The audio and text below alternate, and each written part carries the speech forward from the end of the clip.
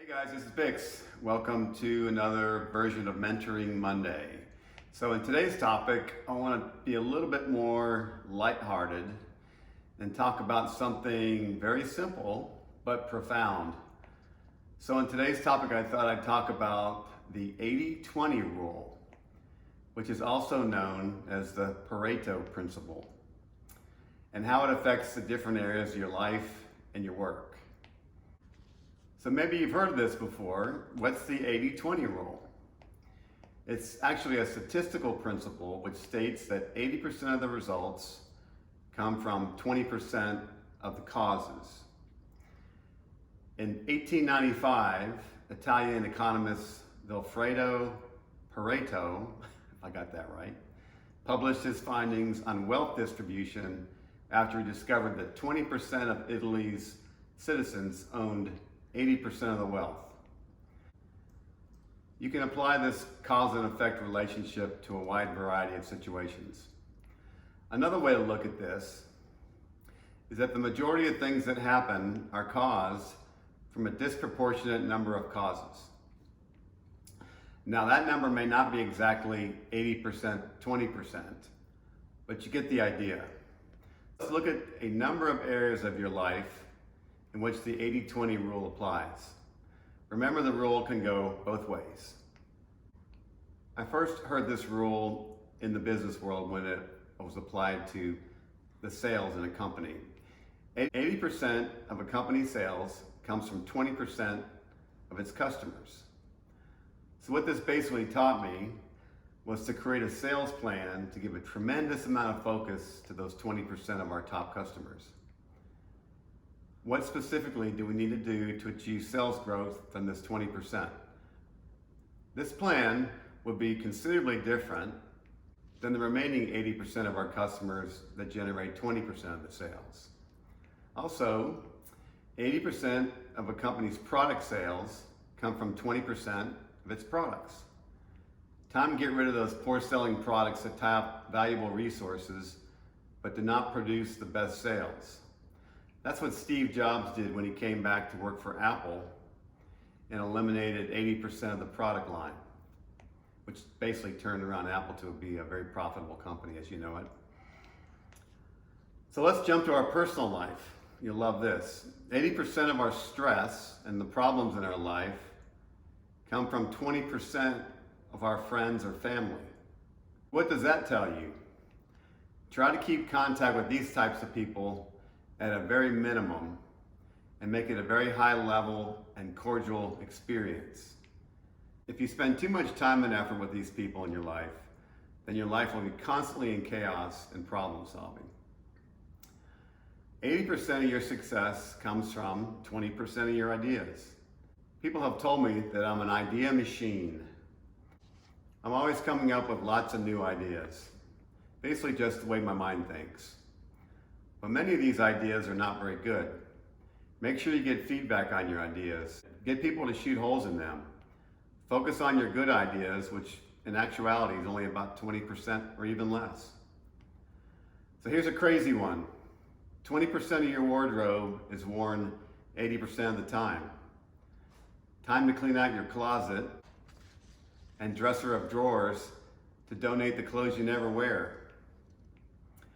20% of your phone apps get 80% of the usage. Boy, is that true. I have so many apps on my phone that I never use. 20% of the foods we eat cause 80% of our weight gain. We know this, but it doesn't make it easy to stop, like drinking alcoholic beverages and eating very tasty foods high in sugar. Want to lose weight? Focus on eliminating the weight gaining foods that you eat. 20% of your allies or friends will help you with 80% of your success. Definitely spend more time around these kinds of people. Surround yourself with successful people, people who will contribute to your success. Surround yourself with unsuccessful people, and they'll contribute to your unsuccess. 20% of your work habits determine 80% of your productivity. So how do we get not tempted to work on the 80% of the tasks that do not achieve high results? Recognize these highly productive habits and make them a top priority. Also, recognize the work habits that don't achieve results, habits that are not urgent and not important. Minimize them, or at least delegate them.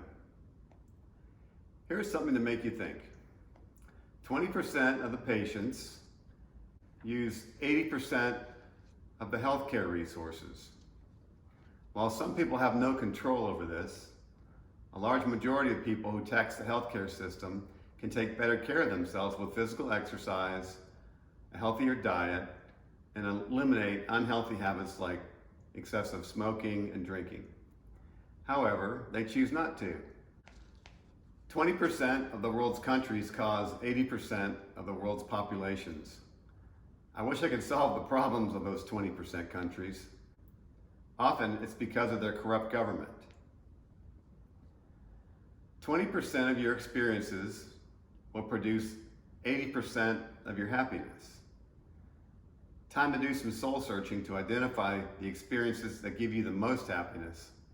I'll do a future topic on this, but for me, it's all about linking my purpose with my actions.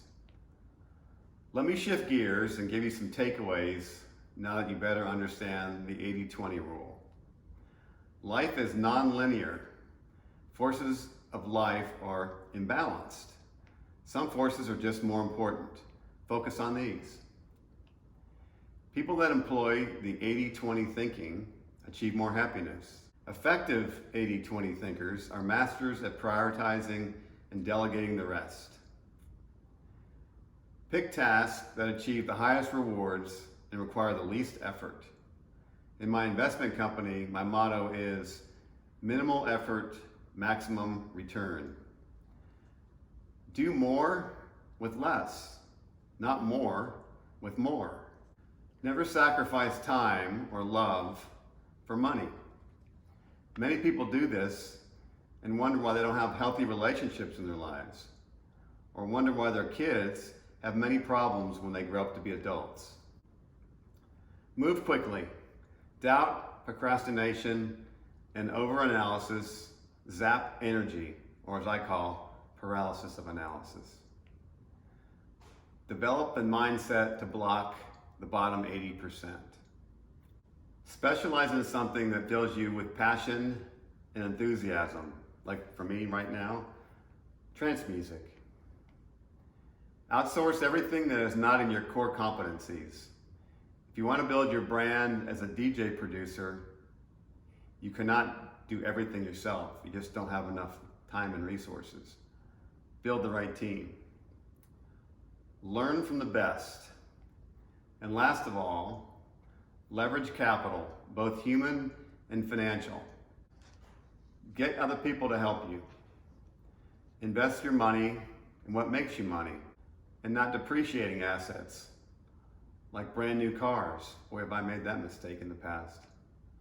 Well, I hope today's topic provided some insight into the disproportionate amount of effort that achieves the best outcomes in our lives.